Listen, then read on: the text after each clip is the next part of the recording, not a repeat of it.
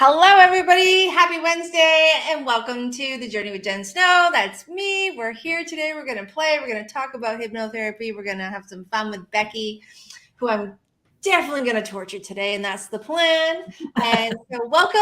Hello, Becky. Hello, Purple Princess. Hello, Diane. Hello, Alex. And hello, everybody who joins us now or in the replay. Thank you for being here.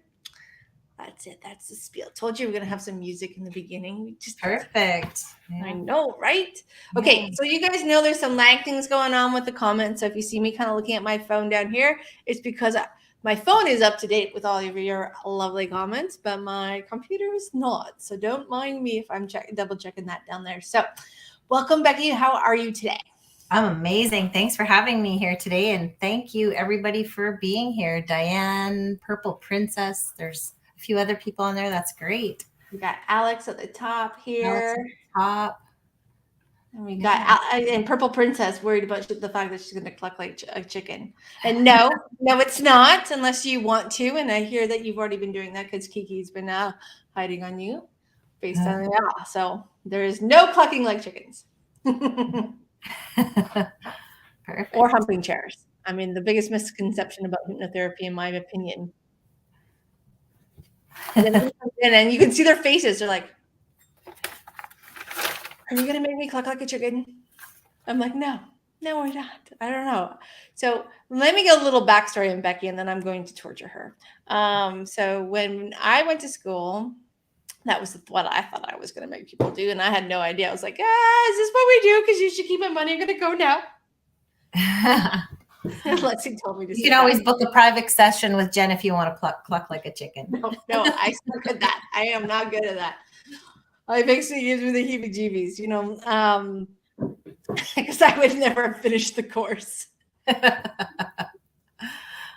And how I met Becky was taking the course in one of the opportunities I had to teach and kind of sit in, and I was going to the teacher program, and I got to meet Becky. So I got to watch. I got to be a part of her beginning. And it was, friendship at first sight kind of thing. Absolutely. So, Becky, tell us about you. Give us a little backstory. What brought you into the world of hypnotherapy? Well, actually, it's kind of interesting and odd at the same time. I literally opened up my laptop and hypnotherapy was on the screen. And I thought, oh, this isn't for me. This is for a friend of mine. So I actually called her and said, I think you're supposed to take hypnosis. And she laughed at me and said, no, that's not for me. And so a couple of days later, I kept thinking about it and opened up my laptop again, and boom, I just started searching schools. So I found one in Edmonton, and then I finished my programming in Vancouver. So it was pretty exciting. That's awesome. Yeah, it's kind of divine timing when you find this, I find. Yeah. I tried to deny it as best I could for about 6 hours until I got fed up with the power being out downstairs, not upstairs. Yeah, you can't deny it when it keeps jumping out in front of you, and it just becomes a process that you have to accept, I think, when it's in your face. And, I was going through a lot of healing myself at the time, and I just came back from a silent retreat when I opened up my laptop. So I was in a really calm, connected space with my energy. So yeah, it was very interesting. Can you tell us what a silent retreat is? So a silent retreat is basically that. It's a retreat in which you barely speak. The one that I went to, you meditate in the morning. So I would meditate for an hour in the morning. Then I would go for a walk, have my breakfast, meditate at lunchtime, and everything is completely silent with some guidance or a little bit of whispering. And then you have reflection time. So you can spend some time journaling. Very exciting to just really connect with yourself without sound, no caffeine, vegan food, that kind of thing. And then another meditation, dinner, one more meditation, and then sleep time. So you don't have to participate in every meditation if you were going to do something like that. So. Okay, so no coffee. No coffee. Yeah, that was the hard part for me. Luckily, there was a little town shortly it was probably like a 5-minute walk from there. So I would sneak around and go grab myself a coffee at about 10 a.m. Oops. Look at you, rebel. I know, right? Rebel. I'd be like, I'm just going to go for a silent walk that way. That way. Exactly. Get my caffeine. I have never done a silent retreat. It is on my bucket list, though. I've done the silent Scandinavian spa where you go and you do the cold, hot, relaxed dip, and there's no talking. And so I remember the first time I dove into that. Like the first time I did it, when I first got there, it was almost unbearable not to talk. How did you do? Like, how long was your silent retreat? How did that affect you? What did that feel like for you? It was incredible, really. It gave me a lot of chance sort of to, it's kind of hard to explain in words, but just reflect within and just stay in that amazing energy. There was, sometimes 20 people in the space that we were meditating in. No sound whatsoever, the birds, a little bit of the wind against the window. And it's just magical. It just creates this vibration. And so you can reflect. I don't know how to explain it in words. Like I said, quite often you can't with those type of things, but I went through a loss of my son at that time. And it was a way in which I could become more grounded and kind of come back to this space. Yeah. That's perfect. I get not being able to explain everything because I remember there was a transition point. And we were there for 8 hours. Like we took full advantage of what we paid for the day. Not gonna lie, I think I did 10 cold, hot, relaxed dips throughout the day. But there's this for me, there was this moment that all of a sudden being quiet wasn't uncomfortable and it was profoundly enjoyable, where I got annoyed at everybody else that wanted to get. I was like, shh. I became the silence police. I was like, oh my God, there's silence police. Like, who goes to a place like this? Like, like we can break the rules. But then I became the silent police. I was like, ruining my vibe. Like, I got really into it in that language. And I don't remember, I didn't have a watch on, so I couldn't tell you how long it took, but that transition was really interesting. And I remember that just the flow of the pressure of not communicating with people verbally. Yeah. And I remember the third day, there was a moment where I just felt like I needed to connect with my family. So I did make it to the third day before I started to feel kind of homesick for conversation with my family. So it was definitely an issue for me. 3 days though. I mean, I did 8 hours and I was like, okay, but 3 days. Wow. Purple Princess is going to start practicing that tonight at 10 p.m. to 6 a.m. Sounds like a plan. And let the new journey begin. Let it go. So was your silent retreat 3 days or was it supposed to be longer? Did you do, I know some people do like a week. Some people do longer. I had a friend that did a 2-week silent retreat and I think they came out a little fried. They didn't come out soft and calm. It was more the opposite side. Yeah, I just did the 3 days. I did a 5-day process where I just was dropped off in the forest by myself. I had to drive a skidoo in, and I was just at a cabin. I'm trying to think if that was, I think 4 months after that. And that was incredible, just being by myself in a cabin in the kind of 23 kilometers off a highway.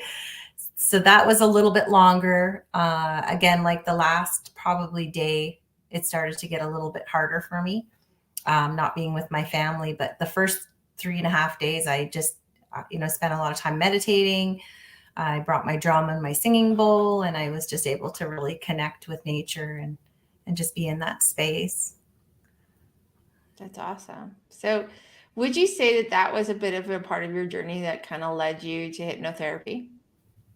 Absolutely. It was definitely part of it. When you start healing yourself and realizing that you can move into that next step, that next energy, that next process, that connection, something has to change. I worked for a lumber industry, purchasing. So kind of like the corporate thing, doing accounting and purchasing and one day I just realized I didn't connect to that space anymore either. So when I opened that laptop up and hypnotherapy popped in there, it was like the universe saying, hey, it's time to move forward and help other people, as opposed to counting lumber and doing numbers and working in programming. So that's pretty awesome that you took that leap.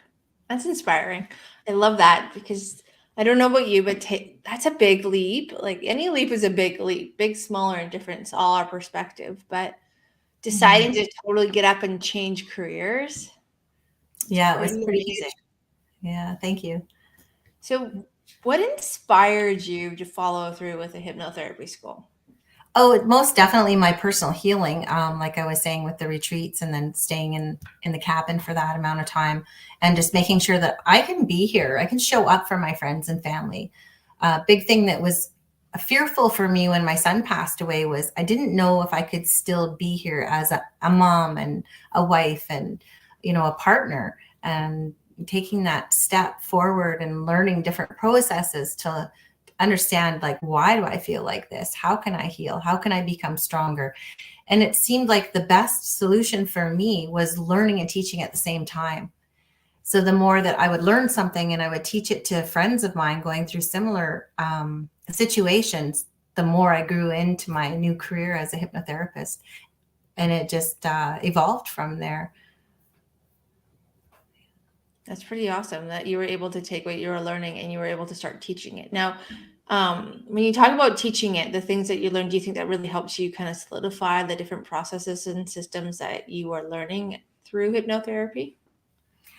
Absolutely. And prior to my son passing away, I was taking counseling. So I knew that I was already wanting to go into that state of helping somewhere. I just wasn't sure where to place that at the time. So solidifying it for sure, like it really made sense to me. We can do all the talk therapy we want, but when you're not changing the emotional and mental, physical and spiritual beliefs and behaviors, quite often you come to a wall and a block. And hypnotherapy answered that for me. It really made a huge leap in how I viewed mental health and how we can move forward without, being stuck in this little box that we have to do talk therapy. And talk therapy is great. Don't get me wrong. It's an amazing process, but there's still more. There's more that we can do. And as you know, as a hypnotherapist, we store our energy and we store our belief systems in our cells, our DNA. And without having those changes all working together, I feel like sometimes we miss little pieces of our mental health healing. So when you think about hypnotherapy and your own healing journey, what path in hypnosis and hypnotherapy do you feel the most drawn to? Like, what system do you feel kind of creates that foundation of helping you resolve and heal and shift and change those belief systems, those programmings, physically, mentally, emotionally, and energetically? Yeah. So if I'm understanding your question correctly, I want to say perception. Mm-hmm. Because quite often we don't completely understand our perception of who we are, what we're going to create, how we can make changes. And what hypnotherapy does is it bypasses that critical part of your mind that makes judgment on how you perceive. And when we can do that, we can go underneath of all of the history and the conditioning and work directly with the subconscious mind. And when we're doing that, we can really make huge. I don't know. Can you guys, you pause there for a second. You can make huge, because I know that's what you were about to say. Huge leaps and changes moving into that subconscious state. So I think perception is one of the biggest things when I teach perception to my clients, and even in the school when I teach the class, I do quite a bit of perception training.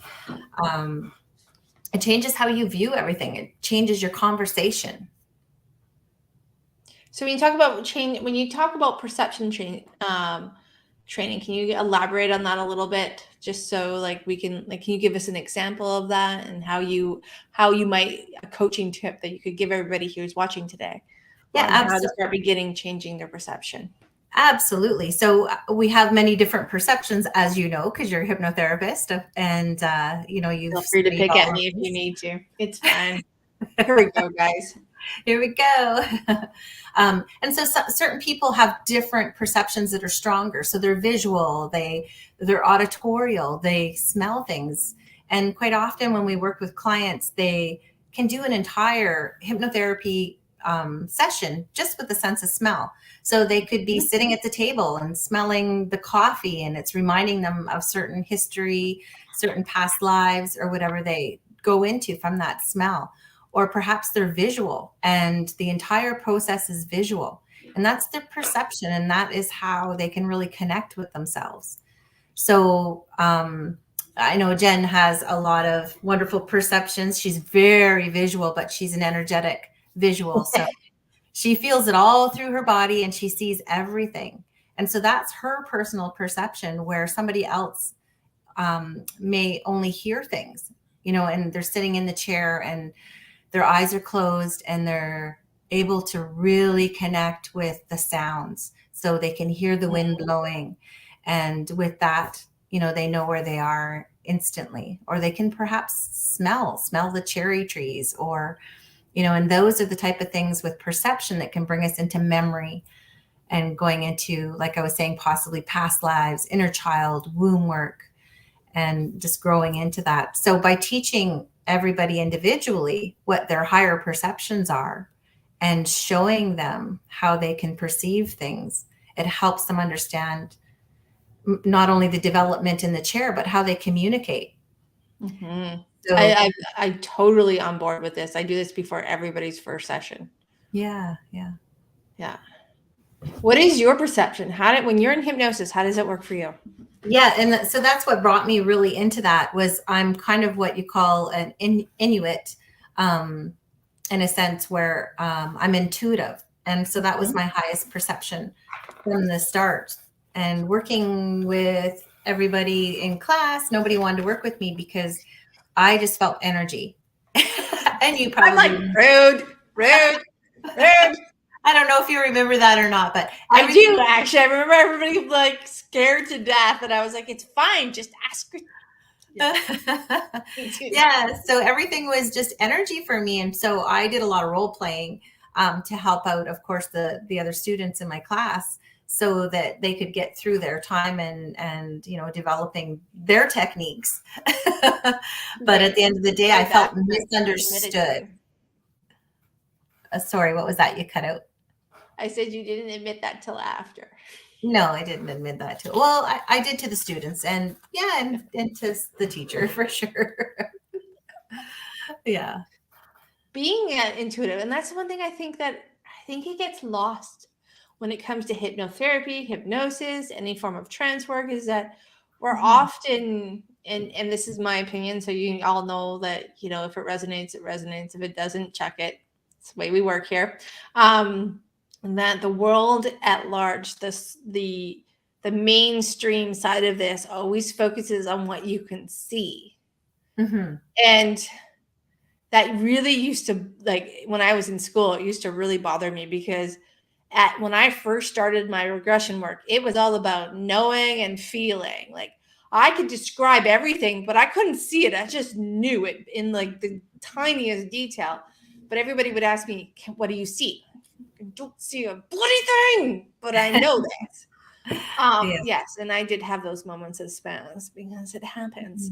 But and that's why one of the biggest things that showed me that we have to, I don't know about you, but I really feel how important it is, and I know you agree with me, that when you learn how you work, the world becomes a totally different place when it comes to moving through the process and systems of hypnosis, no matter what system you're working with. Because when you understand you can go anywhere, and it's no longer you looking for something outside you, you're now traveling within you.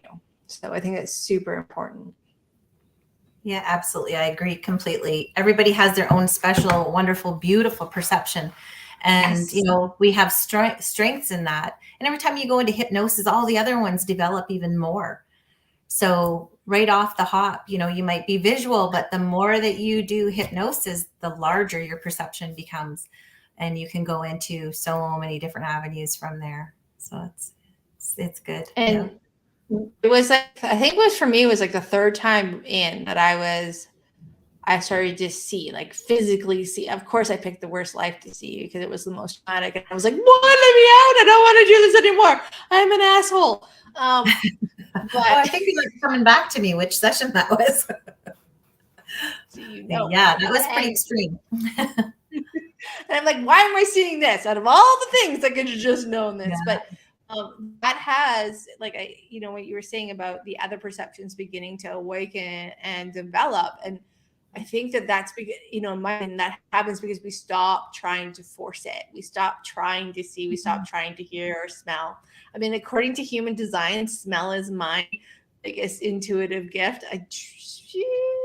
We'll see how that works. But I think it's so important, like how you stress that every one of those perceptions, every one of those abilities to connect and understand what you're experiencing through your inner senses is all equally as powerful as the other. Mm-hmm. Absolutely. And if I don't do anything else that is important for the rest of my life, it is that. Because once you know that, like, and that's the other thing, we start to judge.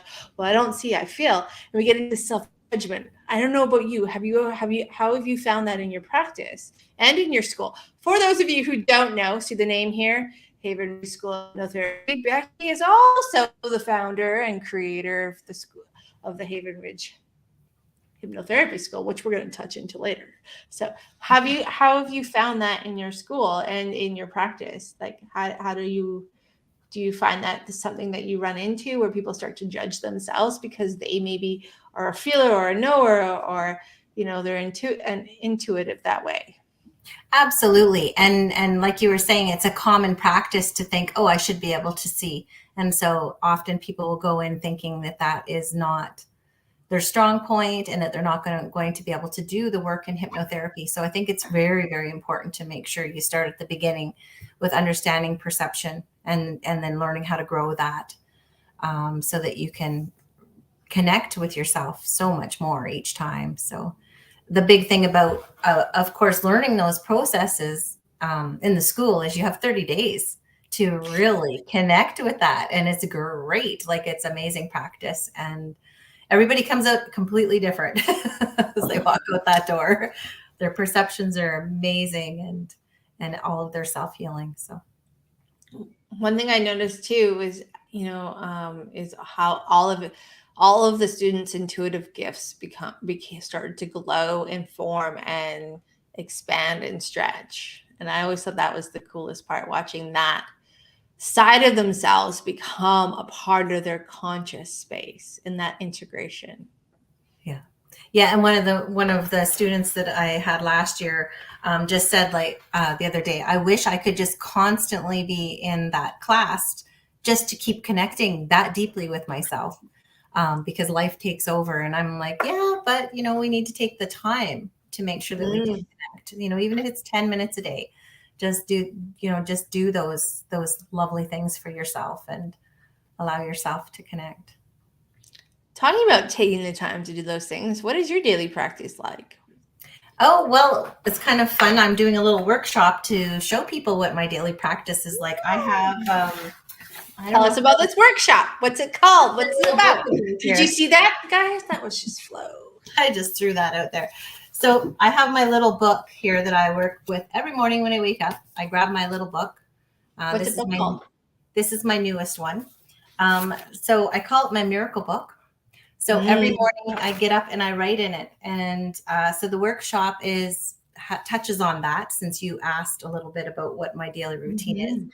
So I go into my miracle book and I write out what's going to happen today. So I don't go on my phone when I first wake up. I just go directly into my miracle book. I make myself accountable. I create some wonderful ideas about what I'm going to do for the day. And I also celebrate. And so the big part of that is the celebration. So every morning, taking 5 minutes to celebrate you. I'm just trying to find my little write-up, but I guess you wouldn't see it anyways on there. It would come out backwards. It would come out backwards, wouldn't it? Yeah, it would. Why don't you read it to us? Okay, so you guys, when I was blind, Becky used to read. We would pull cards, and she would read all of it to me. So she's an amazing reader, and I'm gonna probably go into hypnosis as you do this, because every time we've done this, I'm like. So basically, this is just the vision book part idea. So I have like a line where I do the miracle, the vision, and then additional visions, and so that's how I start my day. So with the miracle, what are your wins? What are your wins? Of course. I mean, that's fun. Your wins could be dancing before you make coffee. You know, it's all about small things and connecting with yourself. It's not about huge leaps with the wins. The wins are about having a good sleep or, you know, drinking a glass of water. So what are your wins? You know, something simple that can just give you that little boost in the morning. Then I go into the vision. So what's my vision for today? You know, I'm going to go up and down the stairs 20 times because I'm cleaning the suite. So little visions. I'm going to make 4 ads. I'm going to possibly, I don't know, do a workout, or you can tell that I'm working on my workout right now. I'm trying to put them in. Eat healthy.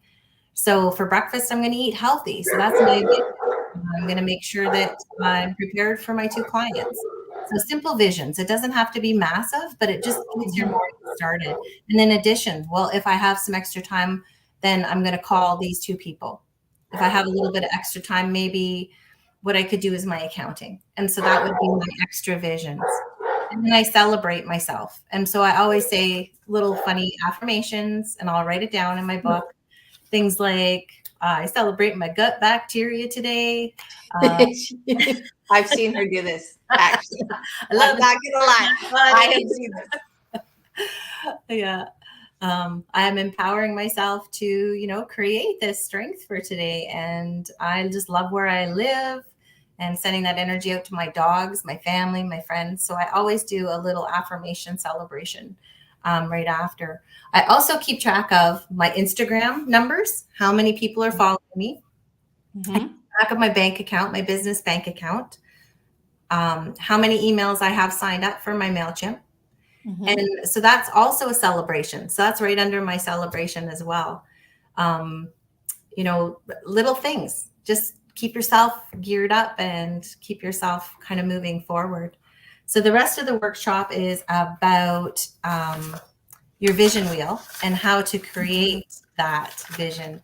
And so that's for the March the 15th, and it's a Zoom workshop. So if anybody wants some information on that, you can always connect with me. And you can always go into the comments right now and put it in there when we're done talking, so everybody can find it. Yeah. So you talked about simple wins. Why simple wins? What inspired the simple win technique in your vision board? Yeah. So for doing my vision book each day, the thing is quite often we cut off, or we jump into so many huge things. But you know what? Today's today. And so let's not concentrate on tomorrow. When I wake up, I just want to concentrate on the things that I can control today, instead of trying to control the whole week.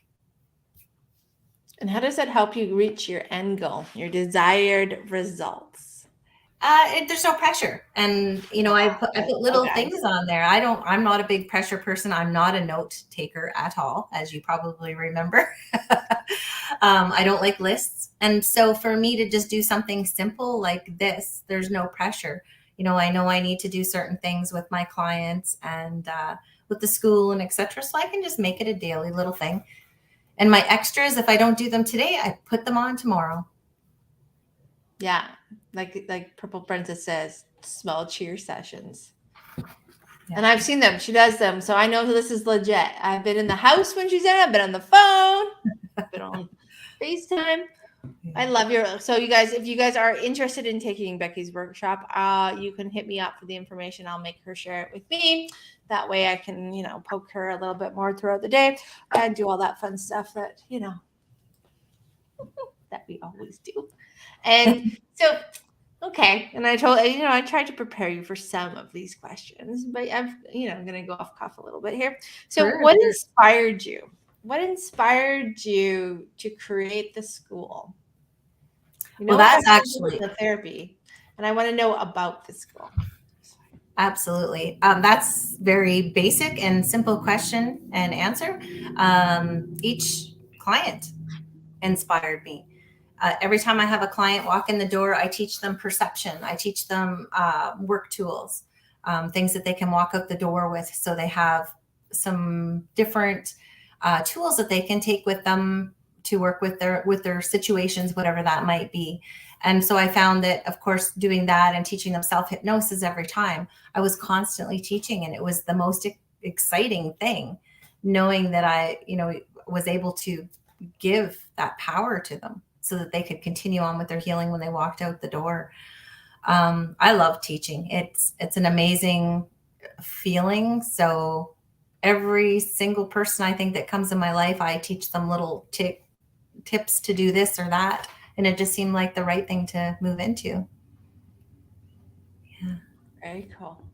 Yeah. And I think the other big thing is making sure that that the school was created so that we can have that different way of looking at learning. So that's the other thing. Like, the program is set up so that it's one-on-one learning, even though it's in a group. It's about you healing. It's step by step, moving into different processes of healing yourself so that you can empower yourself to move into that wholeness, I guess, is probably a good word before you start teaching yourself. Somebody in the energy world is playing with my phone. Oh, I thought I heard something. Did you guys hear that? I'm like, how does that happen when it's been on silent the whole time? I don't know. There's some crazy things happening these last couple of days with lights flickering, flashing. I know solar flares. I know Alex mentioned them, but I think it's been like amping up on the other side. I think I feel like we're in, Halloween, guys, when we get into that space where the veil is really thin. Well, it feels like that these days. I've been seeing like people walk around outside. I'm like, well, hello. Come on in, have some coffee or tea. Yeah, right? Are you passing through? Do you need some help? I'm kind of drinking. I'm not on the clock right now, but that's fine. It's fine. At least it's not 3 a.m. Yeah. So when you talk about your school and the different way that tell us about your program. How does your program flow? If somebody was interested in diving into your school, what would that outline look like? So basically that's a big question. I could talk about that for hours and hours and hours. Perfect. So basically the outline is all about, again, empowering yourself, learning about your perception to start with.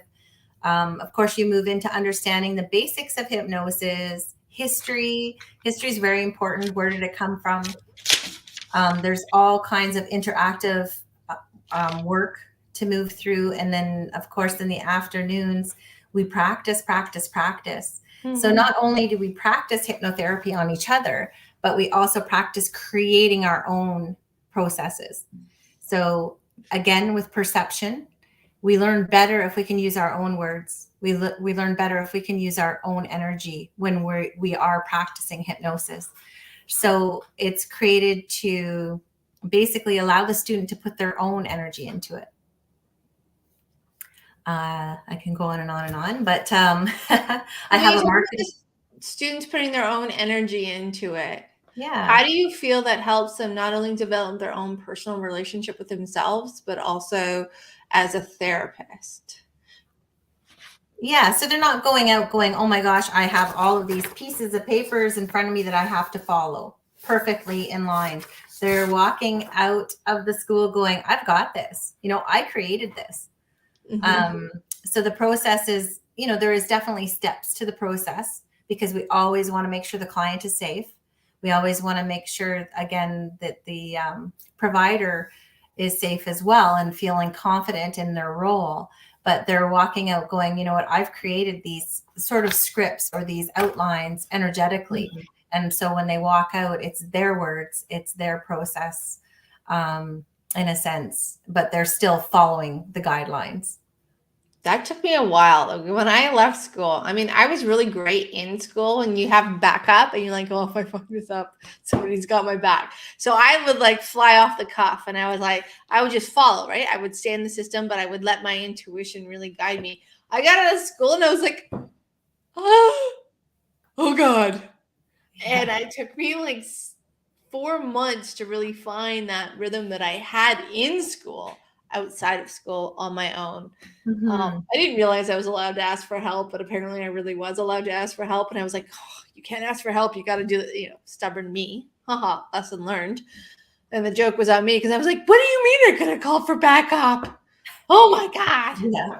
And I That think would have that's made this last 4 months easier. But having that confidence and like you created, and I love that piece because that was the one part of me that I had to really find when there wasn't anybody there that I could look back at and go, okay, it's okay if I follow my intuition. Like, you know what I mean? Like that was a hard thing. That was because you want to do no harm. Like that is our oath, right? Like we do no harm, yeah. but I don't know. It was the worst 4 months. I was terrified. I was like, oh my God. And then I finally kind of found my flow and my words and put it all back together like it was the day I graduated and, stumbled my way through. But I think that's really cool that you incorporate that into your school because I can Yeah, just imagine one less hurdle. Yeah, it is very helpful, and it's helpful for memory as well. I mean, it's one thing trying to remember something that somebody else created, but if you're remembering something that you create, it almost becomes a second nature. So it actually speeds up your process of learning. Probably, yeah, doubling it really. Yeah, I found that because of me having to memorize everything. I couldn't memorize it in the words that were given to everybody. I mean, I remember reading them on like them being read to me on my laptop and my Mhm. iPad because they have that great voiceover program. So if you're learning and you're visually impaired, that is your key to I believe the key to success right there. But I remember reading it over and it was, even though I was reading it being read to me, that process, I know that every time I said it, it was very different than what the script was. Now, that wasn't a big deal because that was completely where they wanted you to be. But yeah, I remember that process of learning and putting it into my own words made, I think, a big difference for me when it came to the success that I had on not being able to use the sheets from day one. Mhm. I'm Yeah. actually kind of glad I didn't, to be honest. Yeah, and it seemed to be like I didn't, of course, take the program with you, but it seemed to be second nature to you. Anyways, you're an incredible hypnotherapist. I'm okay. I'm still learning. No, what about celebrating? You're not Oh, okay. You're I amazing. am great at what I do, and I am amazing at it, actually. But I am still also learning because they Yeah, keep adding things. They keep going, say this yeah, out loud now and see what happens. Okay. exactly. We'll always add. So Talk that's about perfect. Learning is amazing for sure. I think it's like that's the one thing about hypnotherapy that I have enjoyed is the ability to keep learning about it. Hmm. Yeah. Yeah. And that's the one thing that we created with the school was also a Facebook page so that as soon as you're out, you have that support group. There's going to be some more workshops being added to that shortly. Links where you can kind of have some more scripts and etc. And I think that's important as well, knowing that you can reach out at any time and Absolutely. find that support. It's It's massive. definitely, once you're on your own, you walk out that door after 30 days of full support from your students and your teacher. And yeah, you're like, what now? So I remember that. Oh yeah, my class, I think there's only two of us, and I'm not even actually. I might be the only one practicing right now. Okay. Yeah. Yeah, Interesting. and like two out of the three of us that finished the course, it started with six. That's how tough. We make it sound easy, but it is a lot. And out of Mhm. the three, I think, oh, maybe there's only. I think I might be because I think that the other person who was definitely the other person practicing might be on a bit of a sabbatical right now or taking some time out Okay. just because his life had changed or he's coming back to it. I'm not quite sure. We haven't touched base in a while, but I remember feeling, not knowing that I could call my instructors and my coaches that were a part of the program. That was a big thing. I felt very alone for a little while, and not that it was a bad thing because it forced me to rock and keep going. But having that support, I think, is a massive tool that hopefully everybody that takes these courses has, because it just makes it a little bit easier to be like, is this Mhm. normal? Or am I the only one?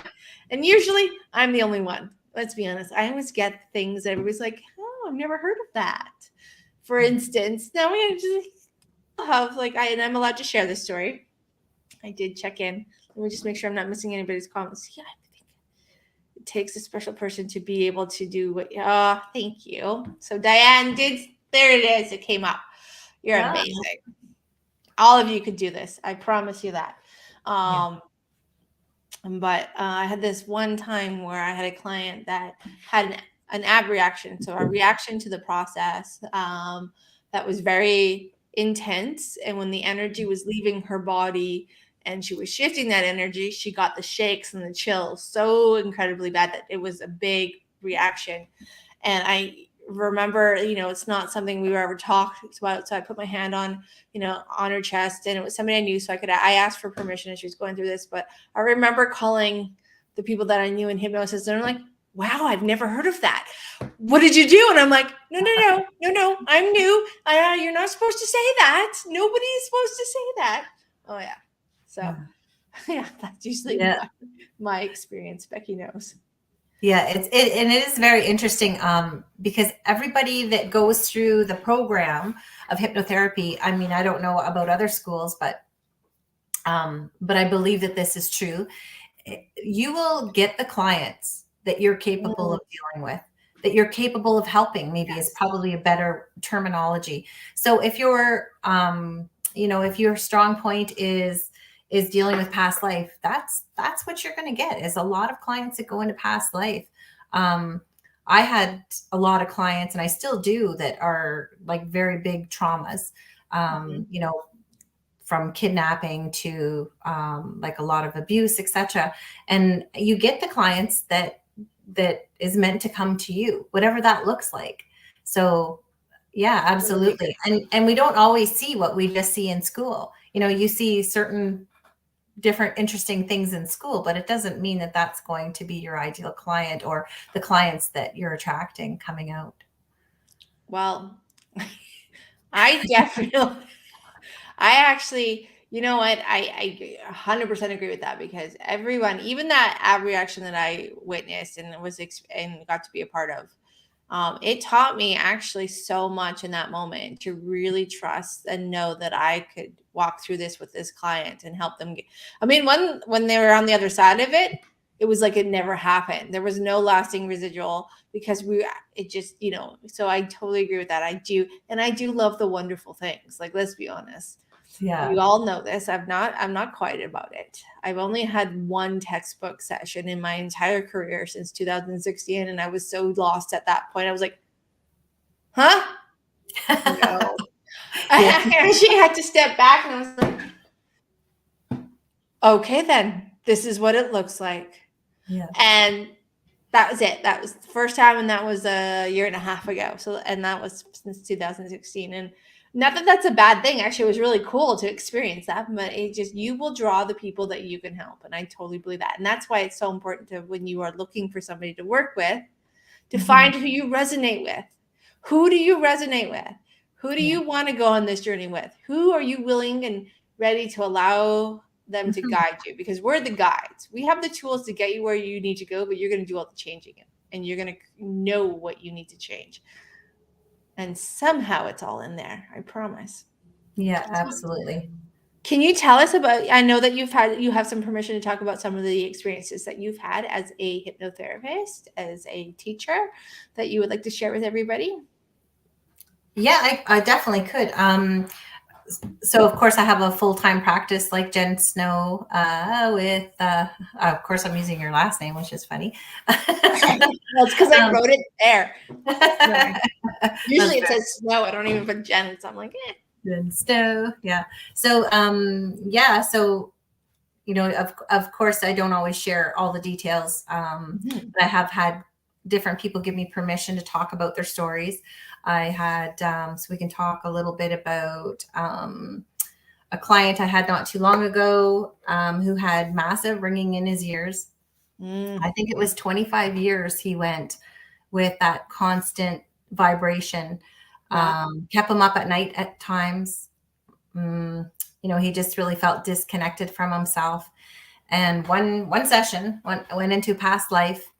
In this past life, he met with an amazing woman from past life that he didn't finish his connections with, and had some forgiveness to be dealt with there, and cord cutting, releasing, etc., and moved that energy all the way back into this present day. And ta-da, no more ringing in the ears. So I can't remember roughly how long it's been, but I think it was probably close to 3 months now. And I've had a couple of different conversations with him where he just still is just floored, and coming back into this space, knowing that all of that has been cleared out for him, the physical element, emotionally, mentally, and realistically, the spiritual side as well, because there was so much connected in that lifetime that was spiritual connection. So that's one really fun one. Yeah. Another one was a gentleman that came not too long ago as well. Came with knee pain, and he's seen every specialist. He's had shots in his knee. He's done everything, and they've come up with nothing. He does exercising on it, but that pain just doesn't seem to want to go away. And he went into a situation when he was much younger. I think it was 4 years old or something around there, 4 or 5 years old, where he just literally fell in a hole in his backyard. And the hole was big enough that he couldn't see out of it and couldn't get out of it. And by doing some work in that particular space, he was able to release that from his body. And he walked out of here not limping. And I kind of noticed it and documented it, but I didn't say anything. And then I got the call. The call, like, oh my God. Happened. Yeah. So that was truly interesting as well. Yeah, I could probably talk about different scenarios. We can talk about your ab reaction.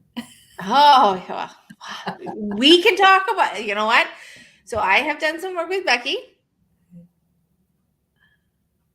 Oh, I think we lost you there, Jen. Let's see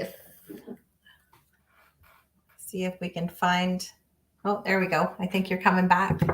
We're back. All right, let's talk about my ab reaction. Let's get into me, because yeah, you've had some pretty interesting ones. I have like, you know what? I am.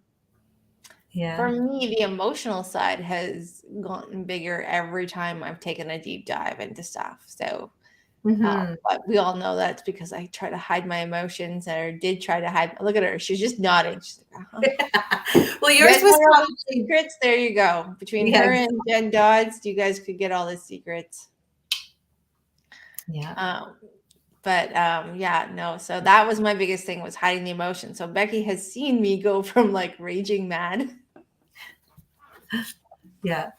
I think my favorite one was when you did it up north, though, and your eyes literally changed color. Yeah. Like we could literally see the peripheral part of your eye change. And that was, to me, the biggest ab reaction I think I've ever seen in all of the clients I've had. Like, what an honor to be part of. My eyes still change color from then. You know that, right? Yeah. My eyes still have this, like when I go in and do major changes, they still go back to that. They change into that purpley color. Yeah. That's neat. It is. It's no, I remember that. I remember also actually me raging was up north too, in your little cabin. I was like, she hit a button, and I mean, I admit I'm a ding to work with, because I get like, oh, you're doing it. I have a teacher side of me that comes out, and I'm all like, oh no, that wasn't it. And I'm like, shut up, stop talking, just go with the flow. And there's only certain people that can tell me to shut up and stop talking and go with the flow, that I'm like. But I remember that one piece that we were talking with, and how angry, and how much anger was in that. Like, I remember dripping, like just dripping. Yeah. Well, and the interesting part of that process, actually, I kind of remember pieces of it, was that you literally froze. You didn't look like you were capable of moving through that entire process. So that was interesting. Yeah, but I remember the absolute pure rage that was happening internally. that probably the freezing of me was probably the best thing that happened in that moment. Because Completely. when I go in, when I take like for parts therapy, when we pull out a non-emotional part, but they're always emotional. I don't, we don't follow the emotion. I don't know if this is, and again, I see it a lot where your mannerisms change, but I always feel like my mannerisms get really distinct. Mm-hmm. Yeah. And at least Yeah. then we're not talking to Jen as a whole anymore. Well, no, because your voice actually changes Yeah. completely. So yeah, it's very fun working with you. My Tuesday night class knows I get channeling, the voice changes 100%. I warn everybody, as we're doing this, things are going to happen. Things are going to happen. Yeah. Yeah. And that's what we're here for. It's for those Right? wonderful changes. So yeah. They are fun. So, Absolutely. coming back to hypnotherapy, what is the one thing, if you could leave everybody with a statement or, comment, like, what is the one thing that you would want people to know about hypnotherapy? It's an incredible way in which you can heal without actually having to express. So if anybody's in a state of fear or depression or trauma, as an example, some of those bigger energies, you don't necessarily have to share your experience. And quite often, to start with, it's very hard to open up and create that dialogue with somebody, whether it be a counselor, hypnotherapist, or even your best friend. And so I think that that's the one really fun part about hypnosis, is you can actually just go into those spaces and do some of those connections. And I guess you could use the word work. I don't like to use the word work, but exchanges without having to really express a lot. I've done full clients without having any more than like 6 or 8 words.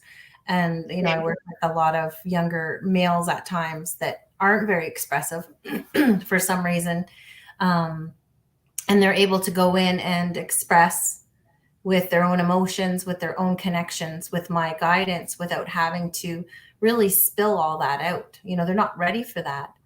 So I think that's one of the biggest takeaways. Not only that, we don't have to go into a negative situation. Like, quite often, I never use a negative situation. I always go into whatever is going to be a positive experience to start with. And eventually we get to the other spots, but you can just empower yourself. You can just create those big energies so that you're walking out that door with this extra power, with this extra support that you've created for yourself. So there's a couple of different things I think that, I love to express about hypnotherapy and learning how to connect with yourself, with your subconscious mind, and really being able to empower yourself into, I don't know what to say, but into this new person, really, and walk out that door. It's, it's amazing. It is. And and I totally agree. Like, well, we've talked about the positive side of things. We've talked about that in length, on how to unwind cellular memory by connecting into the positive, so that you don't always have to go into the negative, because sometimes you don't need to go back there. Absolutely. And I've totally had clients say almost nothing. I've been that guy. I've been like, I know what I need. Thank you. And then I come out and like, blah, and I'll tell you everything. But in the moment, like, this is another thing outside of clucking like chickens and humping chairs, that people think that a lot of people and their fear. And this is, I don't know what you, but this is always what gets people on the fear side of things, that they think that somebody's going to be in control of them. And you're not. Like, the hypnotherapist is not in control. You are completely 100% in control of the process. And what you share is what you share. Because I've totally been that guy where I'm like, not because I couldn't share. It's just like, for me, it was just, I didn't feel like there was any need to share. I knew it needed to be done. Let's get it done. And I knew I was going to cry, because I was going to have a major breakdown, because that was the only thing I actually needed in that moment, was to sit there and sob and sob and sob and sob and sob. And then it was like, what felt like 100 minutes, but it was only 2, maybe even less. And then I was done. I was like, yeah, I'm good. Let's move on. And so, that is one cool thing about this process, is that can be the process right there. You may go back and experience emotions that you needed to release, and you just need to release them. You don't actually need to dive any deeper into them. So it is so much fun. I have to tell you, I love what we do. Yeah. For those of you that are interested in maybe, beginning a hypnotherapy practice, diving in, or even like, taking the course and seeing where it takes you and what that means to you, you guys connect with Haven Ridge School of Hypnotherapy with Becky. She is amazing and is a light in this world that like nobody knows quite yet. So, and I am blessed and honored that I get to be a part of her light, and she gets to shine it on me every once in a while when I force her to. So, yeah, I feel so forced. Yeah, right? Those of you who are here tonight, thank you very much for your time. We're coming up to that hour. So tomorrow night, we will be here with Jenny Adams. We're going to be doing pulling some cards. We're going to kind of touch base on last week's topic about positive affirmations and statements and how to integrate them into your everyday life and how to maximize and awaken their potential. And then Friday, oh my God, Friday mornings, we are back here on the morning show. That'll be 7:30, where we recap the entire week. And if you guys want to check out Becky's workshop on March 15th, I'm going to get her to throw her information in the comments list, and I will gather that info about it and stick it into the info on the YouTube channel. So, and you can also follow her on Instagram on Haven Ridge School of Hypnotherapy as well. She and I will share that as well. So thank you, Becky, for being here. I'm planning on forcing you to do this one more time or a couple more times as we expand the topic of hypnotherapy and everything that in between. So thank you. And I hope that you have a wonderful night. Thank you, guys. Thank you. All of you. I will see you tomorrow night at 6 p.m. Pacific Standard Time, 8 p.m. Central Standard Time, 9 p.m. Eastern Standard Time. Getting there. And then Friday morning. All right, guys. Cheers. Cheers. Enjoy. Got this. And we'll see you soon. Take care.